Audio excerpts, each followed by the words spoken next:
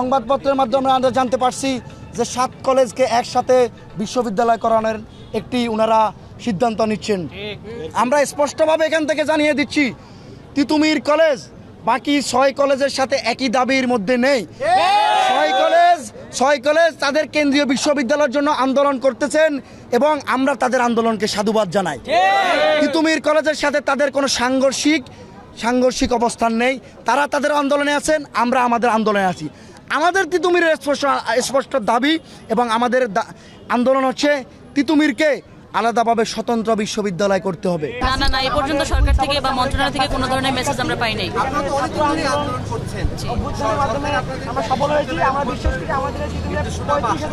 হ্যাঁ দিয়েছিল, মানে আমাদের একটা কমিটি গঠন করা হয়েছিল, কিন্তু সেই কমিটি তিতুমির পর্যন্ত আসা হয় নাই। মানে কমিটি যারা দায়িত্বে ছিলেন তারা হয়তো তিতুমির কলেজ চিনে নাই, এই জন্য আসতে পারেনি। আচ্ছা, আসসালামু আলাইকুম। আজকে আমাদের অনশনের পাশাপাশি আজকে বিক্ষোভ মিছিল হয়েছে। তো আপনি কি জানতে চাচ্ছেন যে আমরা কতক্ষণ আছি?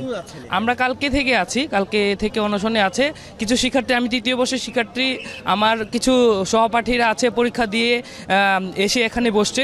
তারা আমাদের পরীক্ষা 12টা থেকে শুরু হয়েছে, তাহলে আমাদের অনশন ধর্মঘটটা যখন থেকে শুরু হয়েছে তার আগে থেকে কিন্তু তারা কিছু না খেয়ে আছে। এখনো না খাওয়া আপনারা?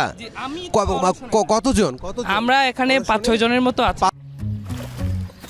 এখন তো জীবাণুদের থেকে বাঁচালে সারাদিনকে বাঁচাবে, ডেটল বাঁচাবে। ডেটল দেয় জীবাণুর বিরুদ্ধে 12 ঘন্টার সুরক্ষা বলয়। সুরক্ষার বিশ্বাস থাকুক দিনভর। আপনাদের প্রতি করো জোরে আমাদের অনুরোধ থাকবে, তিতুমিরের আন্দোলন দীর্ঘ 28 বছরের ইতিহাস সংগ্রামের আন্দোলন, কাজেই আমাদেরকে ট্যাগ দিবেন না। আমরা 1997 সালে সর্বপ্রথম বিশ্ববিদ্যালয়ের দাবি করি।